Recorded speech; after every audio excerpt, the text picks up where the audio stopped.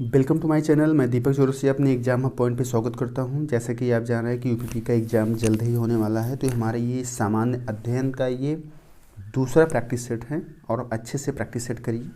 Practice set से आप ये देख सकते हैं कि हमारा कौन से क्वेश्चन आते हुए क्वेश्चन जो भी हमारे गलत होते हैं उससे हमें बेनिफिट मिलता है प्रैक्टिस सेट करने से। ओके, तो आइए हम देखते हैं पहला क्वेश्चन। पहला क्वेश्चन है, प्रसिद्ध वादक उस्ताद बिंदा खान द्वारा बजाने वाला वाद्य कौन सा था? बताओ। सारंगी था, मृदंग था, वायलिन था या संतूर था? तुम्हारा इसमें आंसर होगा उस्ताद बिंदा खान में सारंगी होगा। ठीक है, सारंगी उस्ताद बिंदा खान जो है बजाते थे। संतूर कौन बजाता था? संतूर के लिए आप बहुत इंपॉर्टेंट नाम है पंडित शिव कुमार शर्मा। शिव कुमार शर्मा थे, ये संतूर बजाते थे। ओके, आइए नेक्स्ट क्वेश्चन देखते हैं। इसको क्या, नेतृत्व कौन सा सिद्धांत संपूर्ण व वैज्ञानिक माना जाता है? संपूर्ण व वैज्ञानिक माना जाता है, तो इसमें हमारा आंसर होगा बहुकारक का सिद्धांत। बहुकारक का सिद्धांत। आनुवंशिकी का सिद्धांत कौन दिया था? मेंडले ने दिया था। कौन दिया था? मेंडले ने दिया था। ओके, अगला क्वेश्चन है हमारा कि भारत का पहला ऐसा निर्माणाधीन हवाई अड्डा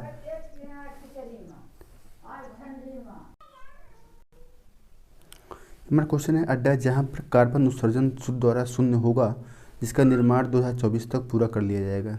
बहुत इंपॉर्टेंट है ये है क्वेश्चन। इसमें हमारा होगा नोएडा अंतर्राष्ट्रीय हवाई अड्डा यहाँ पर है, और नई मुंबई पता ही आपको, लुधियाना पता ही अंतर्राष्ट्रीय अड्डा। ग्वादर अंतर्राष्ट्रीय अड्डा जो है, ग्वादर नाम से एक बंदरगाह भी है जो कि पाकिस्तान में है। ग्वादर बंदरगाह भी है, तो हो सकता है अंतर्राष्ट्रीय हवाई अड्डा भी वहीं पर होगा। ठीक है, याद रख लीजिए कि पूछ सकता है। भारतीय नौसेना में सर्वोच्च स्थान पर कौन सा कमीशन्ड अधिकारी होता है?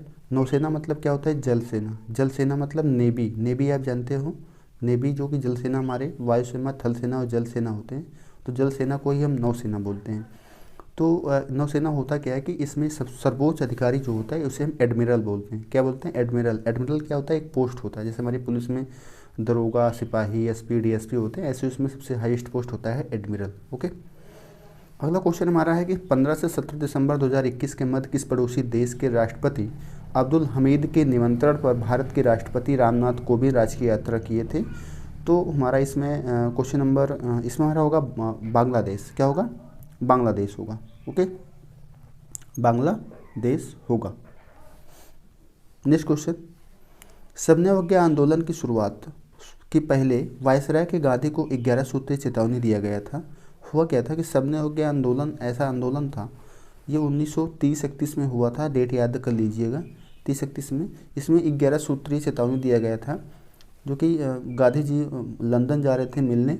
इरविन समझौता जिसे बोलते हैं, कि इरविन समझौता भी हुआ था, तो इरविन के साथ तो उन्होंने कुछ सूत्री मांग भी किया था। तो कुछ सूत्री मांग किया था कि आप ये हमें करिए तभी हम आपकी हेल्प करेंगे, ये सारी चीज़ें था। इसमें हमारा क्या था कि ऑप्शन 3 दे रहा है इसमें, कि था तो 11 सूत्री, लेकिन जो ऑप्शन में हम उससे देखते हैं, रुपया डॉलर विनिमय दर कम करना, ऐसा कुछ नहीं था कि रुपया आप कम करिए। लेकिन भू राजस्व में 50% कम। भू राजस्व क्या होता था कि जो जिस भूमि पर हम खेती करते थे, जिस भूमि पर खुद उस पर टैक्स लगाया जाता था, टैक्स अर्थात कर लगाया जाता था। तो हमारे गांधी जी ने कहा कि इस पर आप 50% की कमी करिए, क्योंकि इतनी उत्पादन नहीं है, लोग हमारे किसान लोग दे नहीं पाएंगे। अगला है, राजनीतिक कैदियों को रिहा करिए। जो हमारे स्वतंत्रता सेनानी थे उनको कैद कर लिया गया था, तो उनको आप छोड़िए। तुम्हारा आंसर 2 और 3 होगा, ऑप्शन बी होगा। ठीक है, दक्षिणी गोलार्ध सबसे छोटा दिन कहाँ होगा? इसको समझने के लिए एक बार बेसिक समझ लेते हैं। कि ये समझ लीजिए कि हमारा पूरा विश्व है, पूरा विश्व है, और बीच से एक रेखा जाती है जिसका नाम है भूमध्य रेखा। और ऊपर का साइड क्या होता है? उत्तरी गोलार्ध हुआ, और नीचे का साइड जो होता है वो दक्षिणी गोलार्ध हुआ। अभी ये पूछ रहा है कि दक्षिणी गोलार्ध में सबसे छोटा दिन पूछ रहा है, छोटा दिन पूछ रहा है। तो हम अपने कॉन्सेप्ट से, अपने दिमाग से बताओ कि हमारे यहाँ छोटा दिन कब होता है? जब ठंडी होती है। हमारे यहाँ जब छोटा दिन कब होता है? जब ठंडी होती है। तो ठंडी में अगर छोटा दिन होता है तो हमारे यहाँ ठंडी कब होती है? बताओ। 22 दिसंबर में होती है। अच्छा, जब हमारे यहाँ ठंडी होगी तो इधर गर्मी होगी दक्षिण में, और दक्षिण में जब ठंडी होगी तो वहाँ गर्मी होगी, वहाँ गर्मी होगी। तो हमारे यहाँ इस समय ठंडी हो रही है, तो वहाँ इस समय गर्मी हो रही है। वहाँ इस समय हमारे यहाँ उत्तरी गोलार्ध में 22 दिसंबर को छोटा दिन है, तो वहाँ पे बड़ा दिन है। वहाँ पे बड़ा दिन कब होगा बताइए, वहाँ पे छोटा दिन कब होगा, तो 21 जून को होगा। कब होगा, 21 जून को होगा। उल्टा है ना हमारा, उत्तर दक्षिणी गोलार्ध में। हमारे यहाँ जब गर्मी पड़ेगी, हमारे यहाँ जब जून में गर्मी पड़ेगी, हमारे यहाँ जब जून में गर्मी पड़ेगी तो वहाँ ठंडी पड़ेगी, तो वहाँ ठंडी पड़ेगी उसी जून में, उसी जून में वहाँ गर्मी पड़ेगी, ठंडी पड़ेगी, तो जून में होगा आंसर। हमारे यहाँ सबसे छोटा दिन कब होगा, 22 दिसंबर को। दिसंबर चल रहा था, अभी जनवरी लगा हुआ है, दिसंबर में हमारे यहाँ ठंडी है, तो सबसे छोटा दिन 22 दिसंबर को होगा।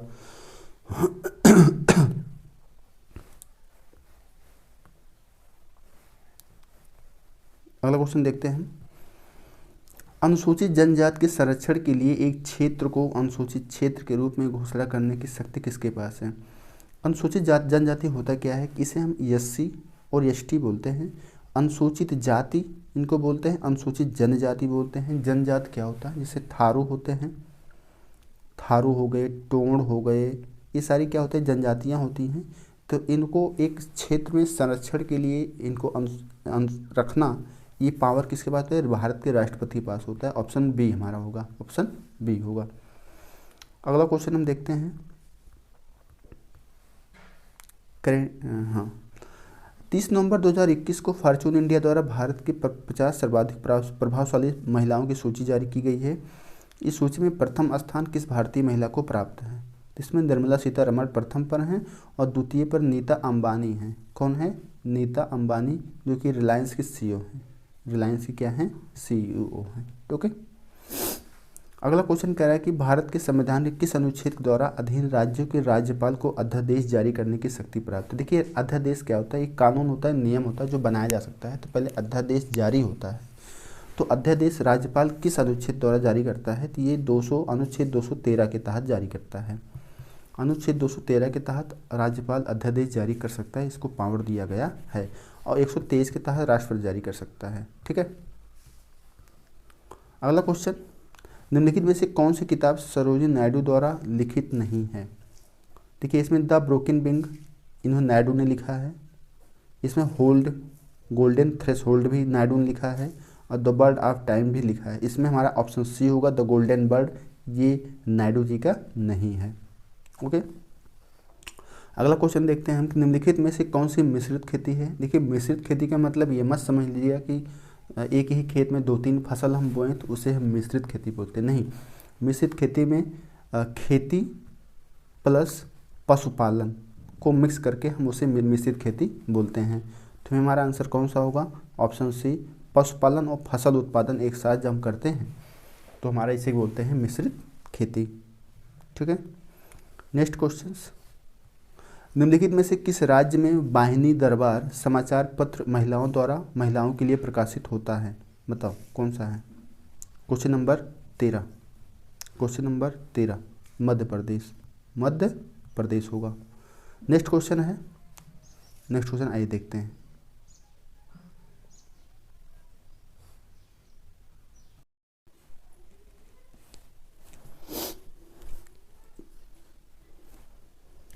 क्वेश्चन नंबर 14 है, किस सिख गुरु ने आदि ग्रंथ संकलित किया था। तो सबसे पहले ये जानिए कि सिख गुरु की जो स्थापना कौन किया था, सिख संप्रदाय की, तो इसे किया था गुरु नानक ने। कौन किया था, गुरु नानक ने। दूसरी चीज़, आदि ग्रंथ को संकलित कौन किया था, तो इसे किए थे अर्जुन देव ने। ठीक है, अर्जुन देव पूछता है कि सिख गुरु किस स्थान के गुरु थे, किस नंबर के गुरु थे, तो ये थे 5वें नंबर पे। किस थे, 5वें गुरु थे, 5वें, अर्जुन देव 5वें थे। अगला क्वेश्चन इसमें बन सकता है कि अर्जुन देव की हत्या कौन करवाया था, तो इसने जहांगीर ने करवाया था। अच्छा, जहांगीर ने क्यों करवाया था ये भी समझ लो।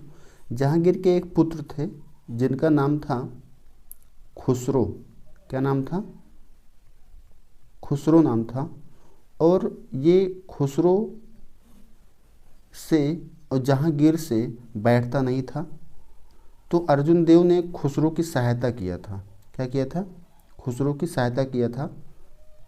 लेकिन उसी के गुस्से में जहांगीर आकर के अर्जुन देव की हत्या करवा दिए थे। ओके, पूछता है कि गुरु अंगद किस स्थान के थे, कौन से गुरु थे, तो गुरु अंगद जो थे दूसरे गुरु थे। कौन थे? दूसरे गुरु थे। और रामदास जो थे ये चौथे गुरु थे। कौन से गुरु थे? ये चौथे गुरु थे। ठीक है, ओके।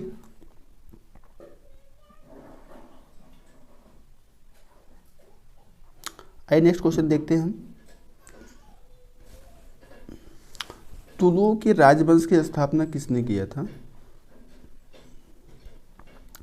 तो तुलुओ राजवंश की एक स्थापना किया था। तुलुओ एक वंश है, जैसे मुगल वंश है, तुगलक वंश है, खिलजी वंश है, ऐसे तुलुओ भी एक वंश था। उसकी स्थापना जो हुआ था वीर नरसिंह देव ने करवाया था। वीर नरसिंह देव ने करवाया था। ठीक है,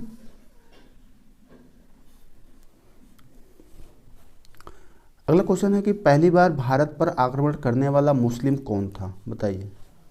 मोहम्मद गोरी था, मोहम्मद गजनबी था, या मोहम्मद बिन कासिम था? तो मेरा आंसर होगा मोहम्मद बिन कासिम था। 711 ईस्वी में इसने मोहम्मद बिन कासिम ने भारत पर आक्रमण किया। अच्छा, मोहम्मद गौरी की अगर हम बात करें, पानीपत का जो युद्ध हुआ था, पानीपत का युद्ध मोहम्मद गौरी के साथ ही हुआ था। पानीपत का प्रथम युद्ध, द्वितीय युद्ध, तृतीय युद्ध जयचंद के साथ हुआ था, चंदावर का युद्ध हुआ था। तो ये सारी चीज़ें आप पढ़ लीजिएगा अलग से युद्ध में, या तो हम युद्ध एक दिन अलग पढ़ाएंगे आप लोग को, जितने इंपॉर्टेंट युद्ध आपके पूछे जा सकते हैं। ठीक है,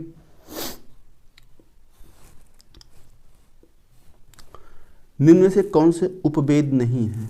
उपवेद पूछ रहा है। एक वेद होते हैं, वेद कितने हैं? 4 हैं। ऋग्वेद, यजुर्वेद, सामवेद, अथर्ववेद, ये 4 वेद हो गए।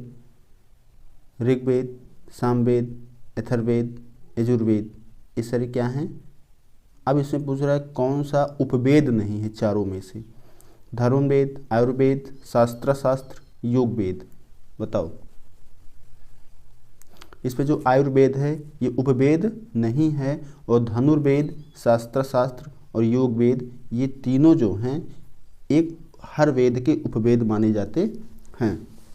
यजुर्वेद का उपवेद जो है धनुर्वेद है। यजुर्वेद का उपवेद क्या है? धनुर्वेद है। और ऋग्वेद का आयुर्वेद और योग वेद शास्त्र, सॉरी ये क्वेश्चन ऐसा है, एक मिनट मिस्टेक हो रहा है कुछ, क्योंकि आयुर्वेद का जो है, आयुर्वेद जो भी ये भी उपवेद है किसका? ऋग्वेद का। किसका है? ऋग्वेद का। और धनुर्वेद है यजुर्वेद का। योग वेद किसी का नहीं है। ठीक है, आंसर हमारा डी होगा इसमें, योग वेद नहीं है। ओके, नेक्स्ट क्वेश्चन देखते हैं। 9 दिसंबर 2021 को केंद्रीय पर्यावरण, वन और जलवायु परिवर्तन मंत्रालय द्वारा जारी सूचना के अनुसार किस राज्य संशासित प्रदेश में स्थित मानव निर्मित हैदर आर्द्रभूमि को भारत का 47वां रामसर साइट अंतर्राष्ट्रीय स्तर पर 2463वीं रामसर स्थल के रूप में नामित किया गया है? इतना बड़ा क्वेश्चन है नहीं कुछ इसमें। इसे बस इतना पूछा है कि उत्तर प्रदेश में एक भूमि है जिसका नाम है हैदरपुर आर्द्रभूमि। ये 47वां, भारत का 47वां रामसर स्थल है। भारत का 47वां रामसर स्थल है। तो ये पूछना चाह रहा है कि ये हैदर आर्द्रभूमि है कहाँ पर, बस इतने पूछ रहा है ये पूरे प्रश्न में। हैदर आर्द्रभूमि एक भारत का 47वां रामसर स्थल है, और ये किस राज्य में है? तो ये है उत्तर प्रदेश में। बात खत्म। उत्तर प्रदेश कहाँ पर है? तो बिजनौर के पास है। कहाँ पर है? बिजनौर के पास है। अच्छा, रामसर का मतलब क्या होता है? रामसर जो ये नाम है ना, इसका नाम निकला है ईरान से। कहाँ से निकला है? ईरान से। ऐसे दलदली आर्द्रभूमि को ही हम रामसर स्थल के, रामसर वहाँ पे एक क्षेत्र था, एरिया था, उसी के नाम पे इसका रामसर स्थल कहा जाने लगा। ठीक है, वर्तमान में उत्तर प्रदेश में 10 रामसर स्थल हैं। ठीक, अब तक 9 थे। आइए देखते हैं अगला क्वेश्चन। कितने हुए? 18 हुए। 1900 क्वेश्चन देखते हैं हम। कह रहा है कि निम्नलिखित देशों में से किस एक देशों में से भूमध्य रेखा गुजरती है? बताओ। देखिए हमारे पास 3 रेखाएं हैं। ये है भूमध्य रेखा, ऊपर है कर्क रेखा, यहाँ पर रहती है मकर रेखा। अब ये कोई रेखा बनाई नहीं गई है। इन तीनों रेखाओं को हम कहते हैं काल्पनिक रेखा, केवल मानते हैं कि ऐसे रेखाएं हैं। इसी रेखा के आधार पे हम मानसून, वर्षा, कटिबंध, ये सारी चीज़ों को डिवाइड करते हैं। सभी सारी अक्षांश रेखाएं हैं। कैसी रेखाएं? ऐसे रेखाओं को अक्षांश रेखाएं कहते हैं। एक शब्द होता है देशांतर रेखा। देशांतर, हम कभी अक्षांश और देशांतर को अलग से समझेंगे, होता क्या है, कैसे चलती, कैसे, इसका क्या प्रोसेस होता है, किस तरीके से काम करती है। ठीक है, तो क्वेश्चन नंबर हमारा 19 में हमारा आंसर होगा कोलंबिया, केन्या और इंडोनेशिया। ये तीनों जो हैं भूमध्य रेखा से गुजरती हैं। अब पूछा जा सकता है कि भूमध्य रेखा से कितने देश गुजरते हैं, कितने देश गुजरते हैं, तो आप आसानी से बता सकते हैं कि 13 देश गुजरते हैं। कितने देश? 13 देश गुजरते हैं। और अगर कर्क रेखा से अगर बात करें तो 14 देश गुजरते हैं। ठीक है, 14 देश गुजरते हैं। और अगर मकर रेखा की बात करें तो इम्पोर्टेंट 10 देश गुजरते हैं। ठीक, ओके, आइए नेक्स्ट देखते हैं। हेमिस गोप्पा नामक मठ कहाँ पर स्थित है? हमारा अगला क्वेश्चन है हेमिस गोप्पा एक मठ है, वो कहाँ पर है? बैंकटॉक में है, बोधगया में, थिम्पू, लद्दाख में। तो याद रख लीजिए लद्दाख में है हेमिस। हेमिस कहाँ पर है? लद्दाख में है। अगला क्वेश्चन है कि 14 दिसंबर 2021 को sport journalist federation of India द्वारा किसे स्पोर्ट्समैन ऑफ द ईयर 2021 का पुरस्कार की घोषणा किया गया है?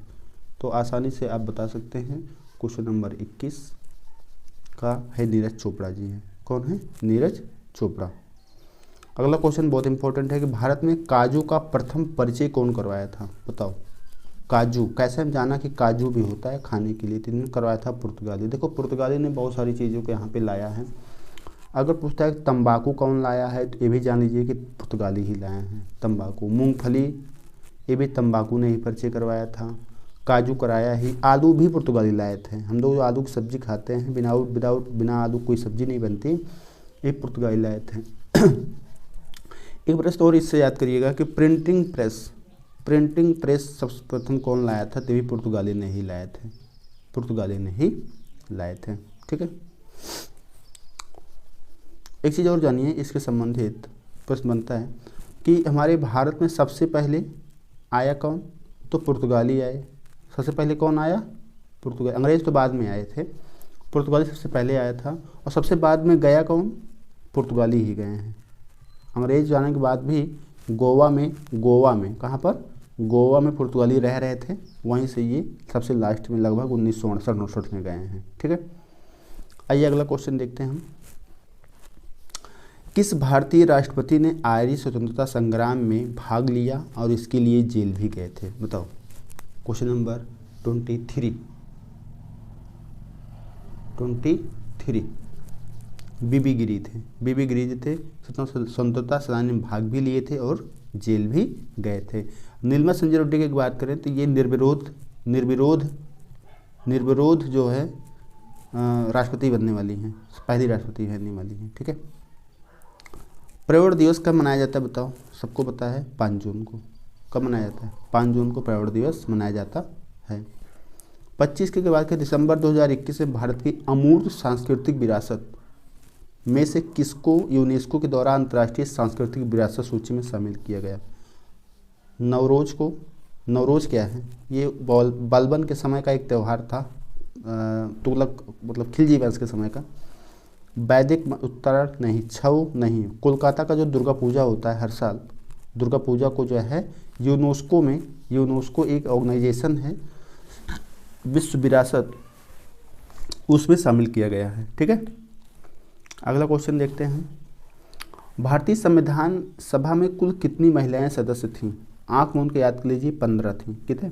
भारतीय संविधान सभा, हमारा जो संविधान का गठन हुआ था, संविधान जो भीमराव अम्बेडकर के अध्यक्ष थे, उसमें महिलाओं की संख्या कितनी थी? तो 15 थी। ठीक है, उत्तर प्रदेश में शेर सफारी कहाँ स्थित है? तो आंख मूंद के लगा दो, इटावा में है। कहाँ पर है? इटावा में है। प्रसिद्ध चरकुला नृत्य संबंधित है कहाँ से? ब्रजभूमि से। कहाँ संबंधित है? ब्रजभूमि से। अच्छा, इस नृत्य में होता क्या है कि महिलाएं क्या होती हैं, महिलाएं सिर पर घड़ा रख के 7 बत्ती जला करके डांस करती हैं। ऐसे सर्कुलर नृत्य होता है, ब्रजभूमि से संबंधित है। अगला क्वेश्चन हम देखते हैं कि निम्नलिखित में से कौन सा भारतीय अर्थव्यवस्था का प्राथमिक क्षेत्र है। तो प्राथमिक क्षेत्र, द्वितीयक क्षेत्र, तृतीयक क्षेत्र, 3 क्षेत्र होते हैं। तो कृषि जो है ये प्राथमिक क्षेत्र में आ जाएगा, और जितने उद्योग आ जाएंगे ये सब द्वितीयक क्षेत्र में आ जाएंगे, द्वितीयक क्षेत्र में आ जाएंगे। ठीक है, अगला क्वेश्चन देखते हैं हम। क्वेश्चन नंबर 23 कह रहा है कि 15 से 19 दिसंबर 2021 के मध्य किस देश का एक उच्च स्तरीय संसदीय प्रतिनिधिमंडल भारत की आधिकारिक यात्रा पर आया। बताइए कौन आया था। क्वेश्चन नंबर 30, ये आए थे वियतनाम के। कौन आया था, वियतनाम के आया था।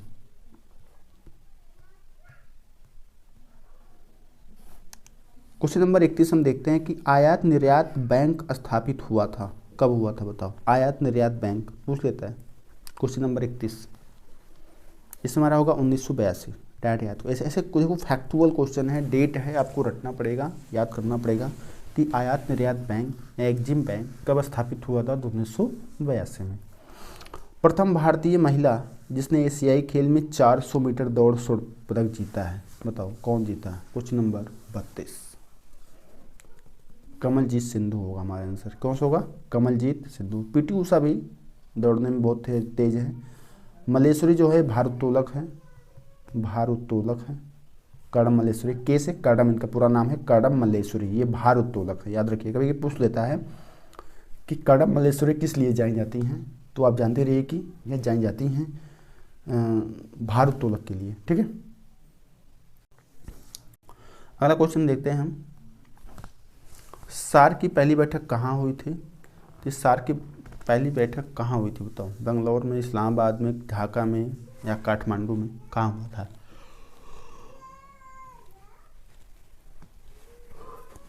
ये होता है ढाका में। कहाँ पे होता है, ढाका, बांग्लादेश में सार्क की पहली बैठक हुई थी।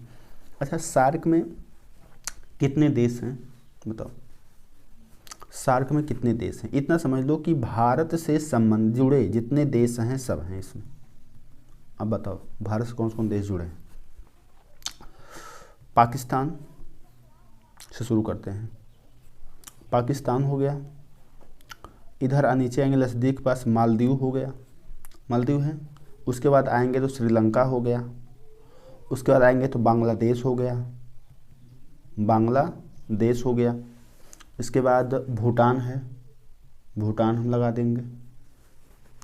इसके बाद बताओ कौन सा है, नेपाल भी है सटा हुआ, नेपाल लगा देंगे। ठीक है, बांग्लादेश लगाया आपने, बांग्लादेश हो गए।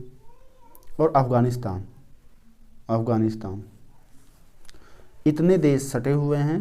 अफगानिस्तान सबसे लास्ट में ऐड हुआ है। तो इतने भारत सटा हुए जितने सार्क में सभी शामिल हैं। याद हो जाएगा ना। अगला क्वेश्चन कह रहा है कि 14 दिसंबर 2021 को संयुक्त राज्य अमेरिका की अंतरिक्ष नासा की एक विज्ञप्ति के अनुसार नासा का कौन सा अंतरिक्ष यान सूर्य के वायुमंडल में प्रवेश करने वाला पहला अंतरिक्ष यान है बताओ। क्वेश्चन नंबर 34 का डी होगा हमारा answer, Parker solar probe. Parker solar probe. NASA क्या है, नासा क्या है, नासा ये अमेरिका की एक अंतरिक्ष एजेंसी है। नासा अमेरिका की एक अंतरिक्ष एजेंसी है। और इसरो की अगर हम बात करें तो इसरो भारत की अंतरिक्ष एजेंसी है। अगला क्वेश्चन, 16 दिसंबर 2021 को रक्षा मंत्री राजनाथ सिंह द्वारा भौगोलिक सूचना तंत्र पर आधारित स्वचालित जल पूर्ति प्रणाली का शुभारंभ किया गया। इस प्रणाली उद्देश्य कहाँ पर रहने वाले निवासियों को त्वरित गति से शुद्ध पानी उपलब्ध सुनिश्चित कराना है, बताइए। क्वेश्चन नंबर 35, छावनी क्षेत्रों में, छावनी क्षेत्रों में, वैसे काफ़ी पुराना है। आइए अगला क्वेश्चन देखते हैं कि लौह और रक्त की नीति किसने अपनाई थी बताओ। बलबन या अलाउद्दीन खिलजी या बाबर। देखिए बाबर जो था ये मुगल वंश का शासक था और मुगल वंश की स्थापना भी इसी ने किया था। बलबन ने ही लौह और रक्त नीति अपनाई थी। बलबन ने एक राजत्व सिद्धांत भी अपनाया था। कौन, राजत्व सिद्धांत भी अपनाया था।